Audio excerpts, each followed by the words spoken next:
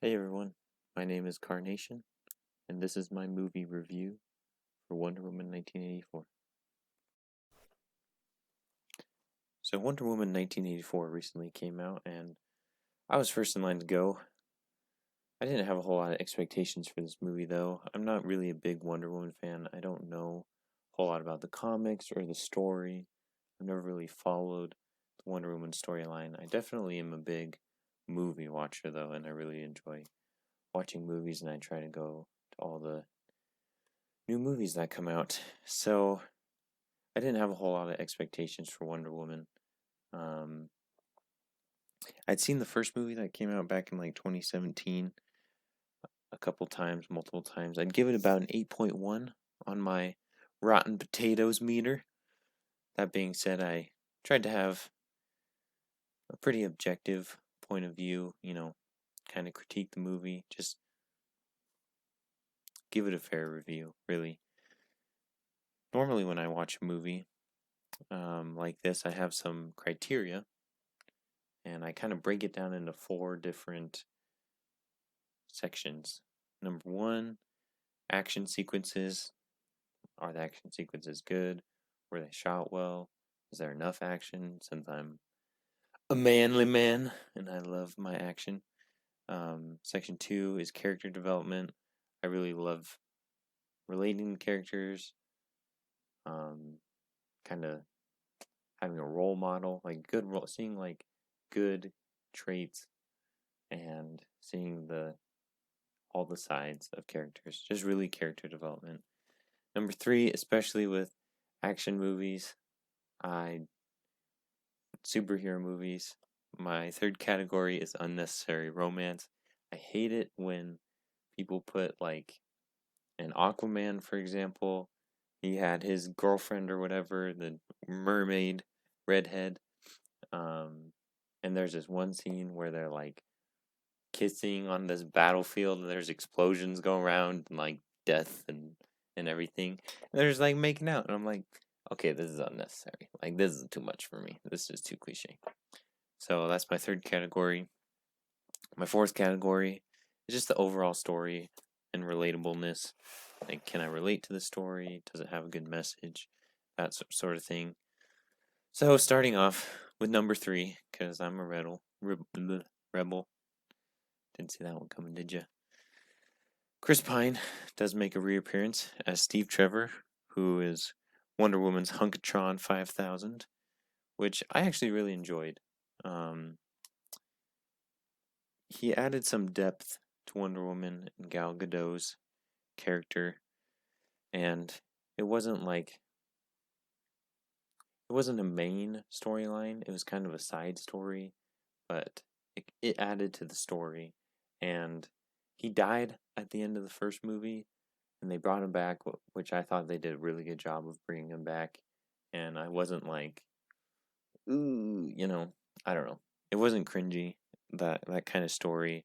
I really like Chris Pine as an actor too, so that was really enjoyable. He did a good job, and I liked it. I liked it quite a bit. Um, so in terms of unnecessary romance, Wonder Woman, thumbs up for me. Did good. Nothing too cliche or ridiculous. Now moving on to my number four category, overall story and relatableness. I thought the story really kept me glued pretty much the whole time. There were a few things that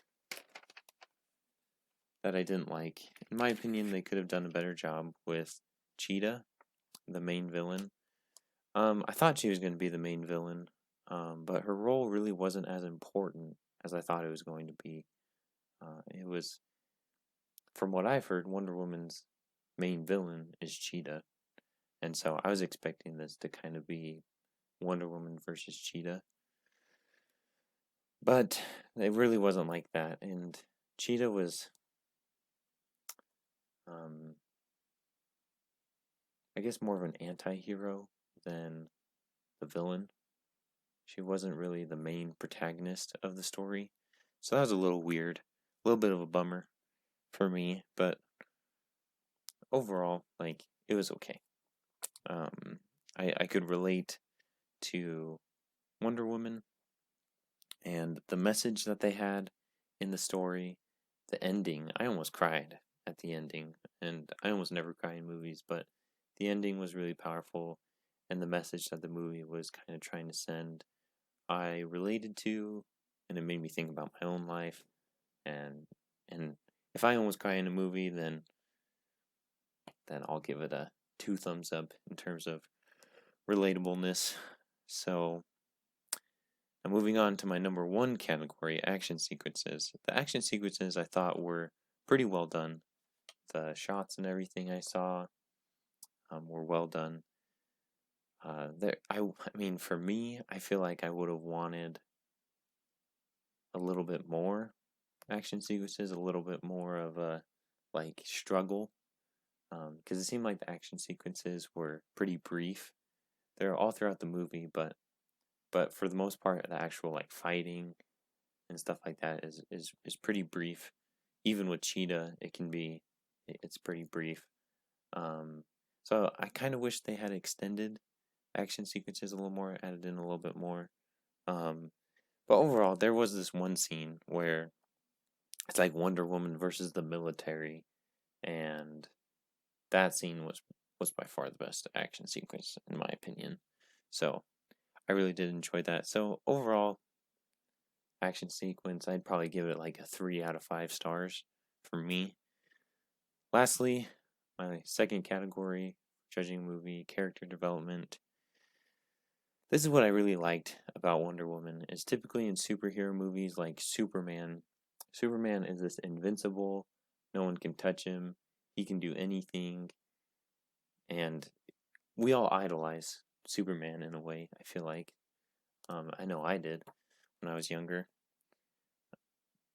And they seem invincible, like they can't be killed. And me, as I grow older, I like it when a movie can kind of show faults and kind of the bad side of superheroes. And I felt like Wonder Woman did a good job with this. There was multiple scenes that kind of led me to believe like, oh, maybe Wonder Woman doesn't live this perfect life. Like there is stresses and maybe even some depression there in her life. Some things that really affect her. And it kind of showed that vulnerable side to Wonder Woman, which I really enjoyed and related to. So overall, looking at Wonder Woman 1984 as a whole, it was a great movie. I would definitely go see it again.